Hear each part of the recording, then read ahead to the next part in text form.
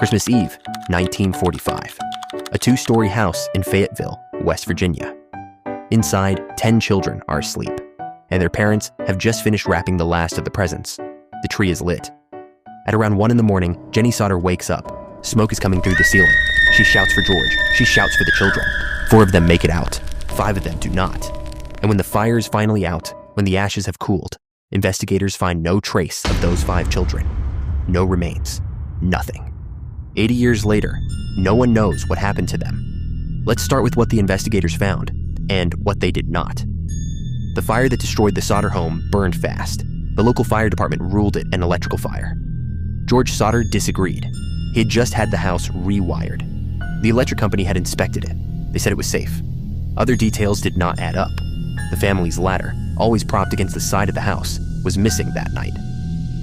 George's coal truck, which had been running earlier in the evening, would not start when he tried to move it away from the flames. And then there were the warnings. A few months before the fire, an insurance salesman had visited the Sodder home. George turned him away.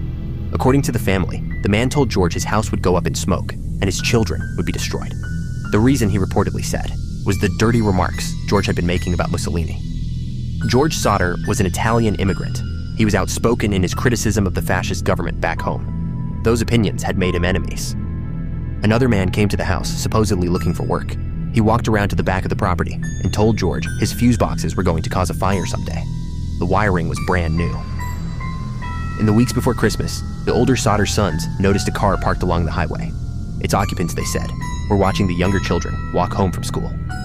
The state issued documents on December 30th, 1945. Case closed.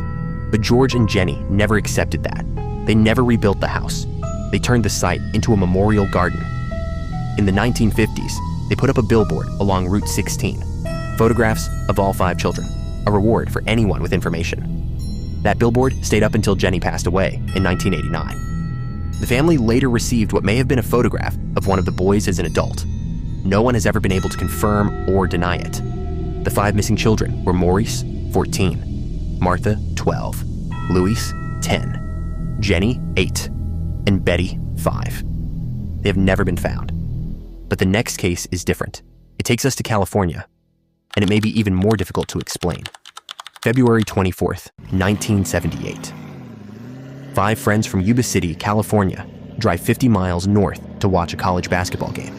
Their families call them the boys. They all have mild intellectual disabilities. They live with their parents. They play on a basketball team together, the Gateway Gators. After the game, they stop at a market in downtown Chico.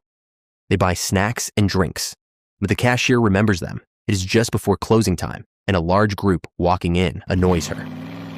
They get back into Jack Madruga's car, a turquoise and white 1969 Mercury Montego. And then, for reasons no one has ever explained, they drive in the wrong direction. Instead of heading south back toward Yuba City, they go east, into the Sierra Nevada, into Plumas National Forest, up a narrow dirt road, deep into the mountains in the middle of winter, wearing light coats. The car is found 4 days later. It is parked on a remote forest road, surrounded by snow. It is in good working order. It could have been easily pushed out of the snowbank. Inside are programs from the basketball game, empty food wrappers, and a neatly folded road map. No one is in the car. No one is anywhere near it. Months pass, the snow melts. In June of 1978, searchers discover a Forest Service trailer deep in the woods, about 20 miles from where the Mercury was abandoned.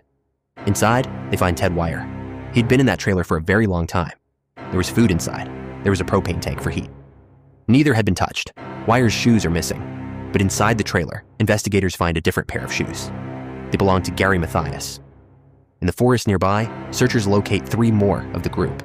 4 of the 5 friends have been accounted for. Gary Mathias has never been found. And then there is the witness. A local man tells police he spent that same night in his own vehicle, not far from where the Mercury was discovered. He says he heard people around his car. He called out for help, twice. And each time, the voices went silent. The flashlights turned off. I want you to pay attention to those details, because they are the reason this case is still open. 5 friends drove the wrong way. They walked 20 miles through deep snow. One of them survived for months in a trailer with food and heat he never used, and one of them simply vanished. 47 years later, the question remains, what happened on that mountain road? 2 cases, 2 American families, 9 people who disappeared and no satisfying answers. The Sodder children were never found in the ashes of their own home, a home their father believed was set on fire deliberately. The Yuba County Five drove into the mountains for reasons no one has ever explained. Gary Mathias walked into that forest and never walked back out. These are not just cold cases. They're families who spent the rest of their lives waiting for a knock on the door. Thank you for watching. Subscribe for more dark history, unsolved mysteries, and stories from the shadows. New videos every week.